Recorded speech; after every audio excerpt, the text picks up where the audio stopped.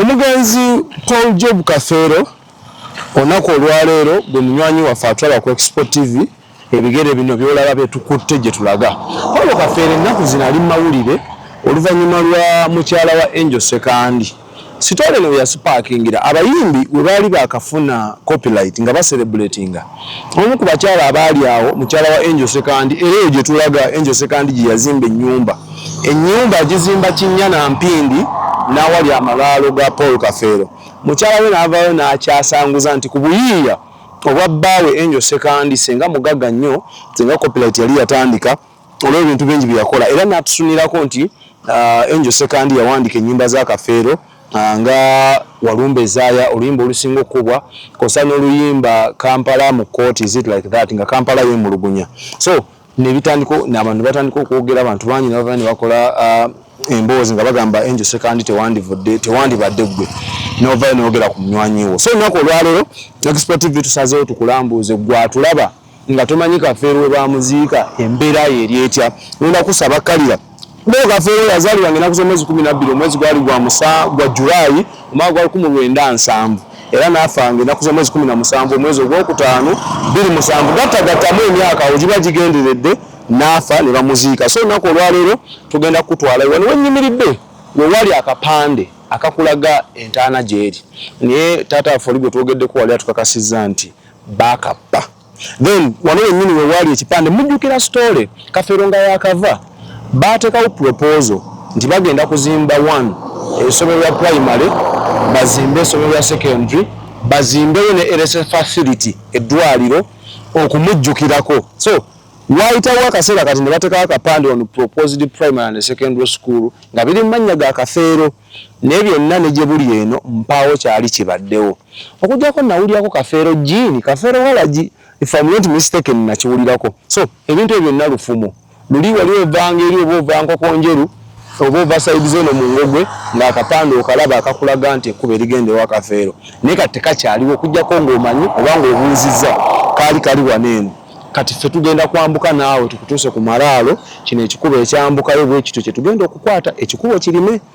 By the way abantu b'omu Buiko district enguudo bazirima kye baasigaza kyokka kya nfuufu. Kati gwebeerako tutuuke ku ntaana olabe embeera mweri oba ddala legend the legendary artist ono yaliko Golden Boy of Africa enguulo yagino na Egypt Misiri oluvannyuma lw'okuyimba oluyimba oluwanvu abazungu ne batya ne bagimuwa. So omusajja w'amaanyi nnyo mu byafaayo by'endongo ate nze nkikakasa nti yadde yafa abayimbi bangi ng'abasinga amaanyi. Twalina mukwano wanyereze ne tugamba nti Kafeero almost 70% abayimbi b'e Uganda abasinga amaanyi abasingira ddala amaanyi. So tutuke naawe olabe ddala entaana nga bweyimiridde status yaawo eri worth legend kalira ffe tweyongereyo. Kati ate kye kiyumba ekyaliko ekyo kya Museeyi yakiguliramu. Ate story ya Sengaawe waliwo story ya Sengaawe gye baayogerako bwe baaziikula Sengaawe simumanyi bulungi.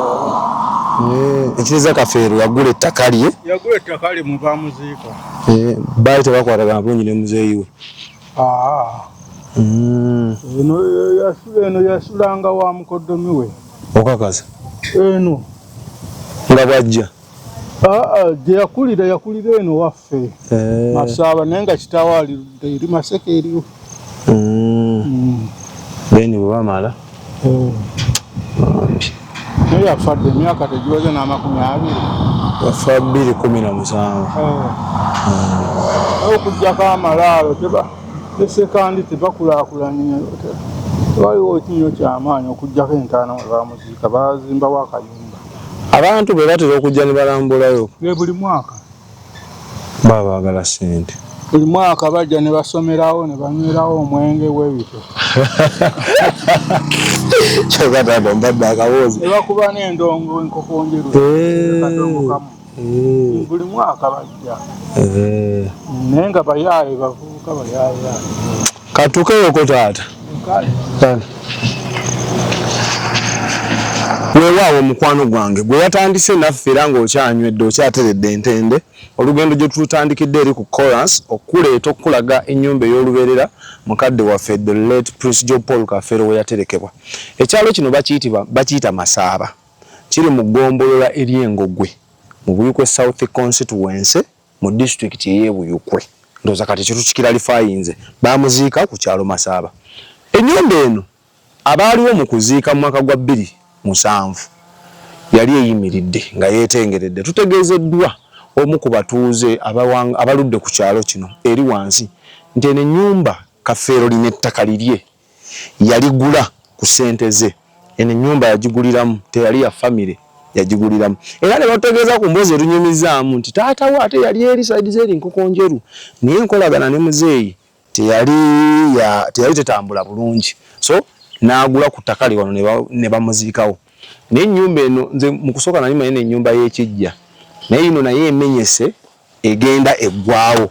Kikulaga nti omugenzi awantu wo aluddewo. So ndoze ne wali maaso bino twagala tubikulage gwali mu nnyumba yo ali ebweru w'eggwanga osobola okubitegera. Bw'oyingira mu nnyumba eno ebisenge ebisinga bawandikako Principal Job Kafeero, kuliko Rest in Peace. Ndowooza abajjanga bawandiikangako okulaga nti baali batuuseeko wano.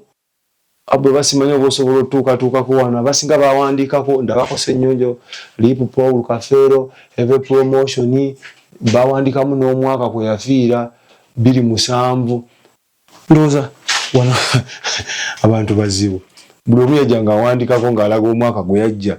Waliwo ne yajjanga 4 December 2024 n'akyali mupya. So bakifuulanga kisenge kuba wandikako okulaga nti baali bazze. Abasajja b'edda baazimbanga ennyumba nga yattaka ne bagisementinga. So munda mu nnyumba yeyo woti ndowooza ogirabye. Ennyumba ogirabye. Ekisenge kye ky'omukulu Abbe kyagezaako okukola ki okulaga. Tumusabire leme mukubirayo. Kuba yo eyebye nze dda nali manyi ennyumba y'okukijja era nga bwe nnyima gyemba ngamba nti amalaalo gasinga n'ekijja okulabika obulungi, gasinga ennyumba y'ekijja okulabika obulungi. Kumbe okusinza ku story gye batuwadde nti omusajja agiguliramu. Kafeero n'agenda okufa ng'aguze ebintu bye byali bingi. Yali aguze amataka okwetooloola ne mu Kampala omwo ng'alinamu ebizimbe. Naye wenjogerera kaakano famire ya Kafeero yasasika. Oba engeri gye yalina abakyala abawerawerako buli mukyala yasika azaawuwe. Of recently kankunyumize gwalutaba nasangako mutabani we namusanga iziti Kanyanya Abdu wano nga kwa Kamwesi bayitawo bate Kanyanya. Omwana oli ng'afaananira ddala Kafeero nga n'okuyimba ninga bwolaba Kafeero naye nga agwa ku accident n'amenyeko ekigere nangamba soda tuli baana ba Kafeero naye okwegazanyiza mu bintu bya taata ebimu tetusobola. Ne bakulu bange abasinga tebamanyi gyendi ndi eno mbonaabona nga basoza musuze naye nga kitaawe legend. Can you imagine? Kikuwa kyakuyiga kikati gwatwegesa ebirozo jatukkirire tukulage ennyumba omukulu waali. Kino kikulaga ki nti Kafeero wabaawo ekintu ekyenjawulo ekikoleddwa space weeri nnene nti okwetooloola eri yonna okuva eri obusubi eno compound okusinza ku mikwano gyaffe tujje tunyumya nti basobola n'okuzimbawo ekintu ng'okutuukawo omuntu asasula busasuzi kuba space weeri nnene. Naye abantu okuŋŋaanirawo bajjawo nga okufa kwe kusembedde kuba buli mwaka waliwo ekivulo ekitegekebwa Enkokonjeru mbokumujjukiza era ne bakola omusimbi. Kati ebuuyi eri mukyala Angel Sekandi gwe tutuukiddeko awo ne tunyumyako bambi atunyonyodde ensonga ze nagamba ensonga lwaki saagala mawulire. Bannamawulire mugenda ne musalamu obuntu obubayisaawo ate nze ne munzitira erinnya. So tubadde tusobola okwogerako naye mu kamera n'agamba nkoze nnyo story naye zigenda owunzika nga binneefuulidde. So n'atugamba munsonyiwemu. Waliwo abaali bakajja eno ne banywa omwenge ne bakumayo n'ekyoto mbu beesondamu nteekateeka za kuzimba ki malaalo. Musingi guugwo. Mukyala Angel Sekandi atukakasizza nti yasiimuula.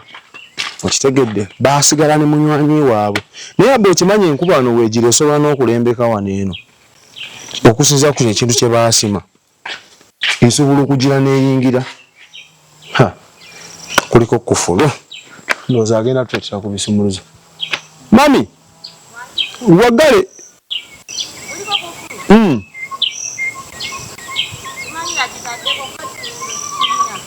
ani ataddeko kufulu baateresemu n'ebidomola by'amazzi mulimu ne pipa oba bazimbi. Ndowooza abba abalingizeeyo alabe. So omukulu awo eyo ennyumba ye yentaanaye mwe yazimbibwa era bw'otunaagula eri kuliko ekigambo beloved Paul Job Kafeero yazaalibwa 1907 ng'ennaku z'omwezi 27 n'afa 17 May 27 yaziikibwa ng'ennaku z'omwezi 19 waayita ennaku 2 ne bamuziika omukulu awo yaterekebwa wali nga bakamuziika nga bujja muno ng'entaana erabika bulungi nga ttaala balubu zonna zaaka baataddemu endala yeeyaga nga mulimu ebitabo 2 nga mulimu Bayibuli ne Kuruhaani naye obudde muno mulimu bisiimuula naye buli eri mwalingamu ne Kuruhaani nga bujja kyoyagala kyokwatako n'osabira omugenzi naye kati ebitabo ebitukuvu byonna bye tumanyi mu ggwanga lyattu Uganda temuli yadde so mukwano gwange ndowooza tukusigidde ekifaananyi munda olabyemu tubadde tulina omukisa ogusobola oyingiramu naye kyamukisa mubi tutuuse baggaddewo ate baka bali mu nteekateeka kuba mukyala Angel Sekandi atugamba eri abasooda seminti obusawo 6 baabutereka eyo wuwe baagala gezaako ndowooza okulaba nga bazimba kino ekintu ekiri emabbali boogera okugezaako gaziya entaana kati bwe tufuluma eno ebweru omusanyu ndowooza gwe baayiwa wano gwe guno bagwerula ndowooza gwe bagenda okukozesa guno omusenyu baka bali mu nteekateeka ezimba naye nga tukubira omulanga ffe bino bikulaga so si kunafuya kifaananyi kya Prince Job Paul Kafeero wabula kugezaako kulaba nga tubajjukiza mmwe nga bannayuganda nti Kafeero teyandibadde treated like this okusinziira ku nnyimba z'alina mu ggwanga lyattu Uganda waliwo analyst omu gwe nawulira n'agamba Kafeero yalina oluyimba olusinga okuba olw'amaanyi mu nsi yonna Uganda kasookedde ebeerewo Walumbe Nzaaya kuba lukubwa buli lunaku buli mwaka so bino tubikulaze kubaako kye tuzuukiza mu ggwe nti wasobola okubaawo ekintu eky'amaanyi ekikolebwa wano bane wafuuka kya bulambuuzi guno omusozi baali baguleese kuzimba ne byonna byakomaawo naye baabyerudde balabika bagenda kuzimba so aba akwetolozeeko ennyumba eno agikulaga yonna nyumba ey'amalaalo so bw'olaba ennyumba eyo oba olaba ekifaananyi manya omuzira Namige mu kisaawe ky'okulya mu Ndago gwe baamutereka gwe baamuziika kugamba ekyalo bakiyita Masaaba mu Bukunja ate n'akantu k'Ebukunja mmwe mufunye omukisa kanka baawulire Bukunja atandikira Mukono district Greater Mukono yali nnene ng'erina district 4 ng'erina Kayunga erina Mukono Buvuma ne Buyuhwe kati ne bazaawulamu ebirundi 2 ne baawulamu Sezibwa ne Bukunja kati nga boolaba oluguudo luno oluva Mukono Mabiro yenna yina okudda eno oyo Bukunja then okuva eri okudda eri yesezibwa nemwe abasinga muwulira Bukunja mulowooza eri essi wansi abantu b'essi baakiwamba niyo yenna Bukunja Mukono awo wonna Wantoni Kirira Katosi oyo yenna aba Bukunja so ndowooza ekyo nkibannyonnyodde mwabala ba expo mwabafunye omukisa okategeera so olunaku olwaleero bwe tubutambudde naye nga tugenda kusaba story eno gitambuze ojengereyo nammwe bekikwatwako abantu bantu bajjukire twagendako ku ntaana dance ku mapeesa nga kintu kirina wansi bweti naye nga abasajja b'amaanyi bajjukirwanga buli kaseera imagine irengera n'omusingi gugwo gwatandukwako ne gutakola ki ne gutawunzika naye nga ate omusajja yali mugaggafugge si kibonerezo nti tubabonereza nga aba family kozi baba family bingi byabatabukako ne babyesonyiwa naye ba consumer bannayuganda abanyumirwa endongo abanyumirwa ennyimba za Kafeero ezibuulirira we can't come together and we make something munjogeza n'oluzungu so story yogereyo tukoze timu nene tubadde ne Abe ku kamera Daniel Genesis n'abalala bangi katutine bo olina byagala tugamba obanga byagala twegattako okujja eno enamba ya Facebook eri awo osobola tukubirako ini tukuleta nitukutusaayo ne bobo ina kyogamba osobola tukubirako embeera netambula bulungi for now Mukama Katonda omulungi abatukuumire tusinkana olundi